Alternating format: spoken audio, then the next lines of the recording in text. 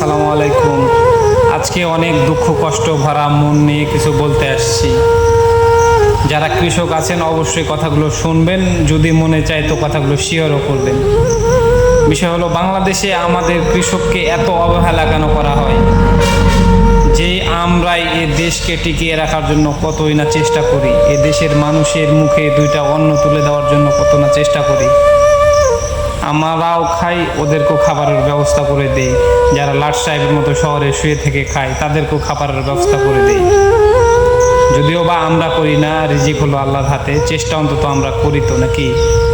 অথচ আমরা কৃষকরা যে সময় ফসল করি, আমাদের বাংলাদেশ এমনিতেই দুর্যোগপূর্ণ, মোটামুটি ভালোই হয়।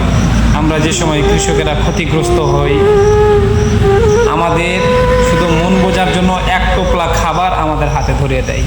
অথচ আমাদের কৃষকরা কোনো ফসল করে ফসল ক্ষতিগ্রস্ত হয়ে গেলে সামনে যে আরেকটা ফসল করবে এই টাকাটা থাকে না। আর এই টাকাটার জন্য যদি আপনি ব্যাংকে যান কখনো টাকা তুলতে, সে সময় ওরা কি বলবে, যে 5 বিঘা 10 বিঘার কাগজ নিয়ে আসো।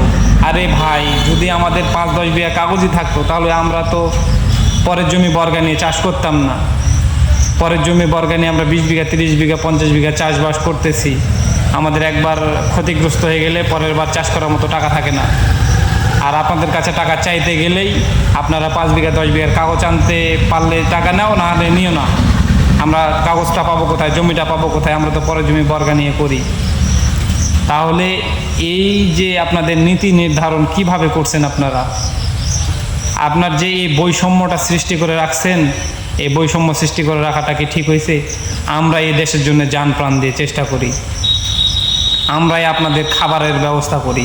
খাবার তো দেয় আল্লাহ, আমরা হয়তো বা ওসিলার জন্য থাকি। ওসিলা তো আমরা মোটামুটি অনেক ওসিলা কাজ করি। তো আপনারা কৃষককে মূল্যায়ন কেন দেন না? আর প্রত্যেকটা কৃষকের প্রতি আমার অনুরোধ, ভাই এসে ভিডিওটা ভালো করে শোনেন। এই বিষয়গুলো অত্যন্ত গুরুত্বপূর্ণ। আপনি কৃষক, আমি কৃষক, আমাদের যে কত গুরুত্ব এখানে দেশের জন্য, সেটা হয়তো বা ওরা বুঝছে, কিন্তু ওরা আমাদের মান দিচ্ছে না। কেন দিচ্ছে না? যে জানে চাষ করবেই, আর আমরা এই ক্ষতিগ্রস্ত হয়ে যাচ্ছি, সে সময় তাদের আর কোনো নজর নাই। আমরা ঋণ মহাজন করে চাষবাস করতেছি, অথচ পরবর্তীতে দেখা যাচ্ছে কি ওদের গুরুত্বটা খুবই আমাদের প্রতি অল্প।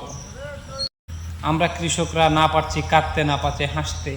আমরা এমন একটা জায়গায় পৌঁছাইছি, এই দেশে জন্ম নেওয়াটা ভুল না জন্ম নেওয়াটা ঠিক, এক আল্লাহ ছাড়া ভালো কেউ জানে না।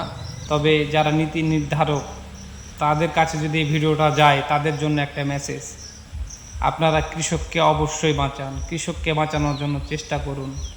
কারণ হলো, কৃষক যদি দেশে সুস্থ সবলভাবে না চলে, এই দেশও কোনোদিন কখনো সুস্থ সবলভাবে চলবে না। দেশকে বাঁচান, দেশের মানুষকে বাঁচান। আর দেশের মানুষকে বাঁচাতে গেলে সবার আগে কৃষককে বাঁচান। কৃষি বাঁচলে দেশ বাঁচবে। কৃষি বান্ধব যেহেতু বাংলাদেশ, আপনারা কৃষিটাকে অবশ্যই আগে বাঁচিয়ে রাখুন। কৃষকের কি কি প্রয়োজন এটা ভালো করে দেখুন। কৃষক কখনো ব্যাংকের 10 লাখ 5 লাখ 2 লাখ টাকা নিয়ে বিদেশে জমা রাখবে না, বা বিদেশে পালিয়ে যাবে না, বিদেশে অট্টালিকাও করবে না।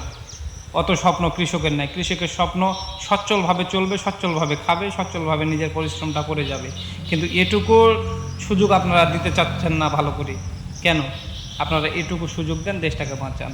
আর না হলে আপনি, আপনার ছেলে পেলে, আপনারা ভালো থাকবেন, কিন্তু কৃষক ভালো থাকবে না। একা ভালো, দুনিয়া গোটাই ভালো না। কিন্তু সবাইকে নিয়েই ভালো থাকেন, তাহলেই সব কিছু সুন্দর থাকবে।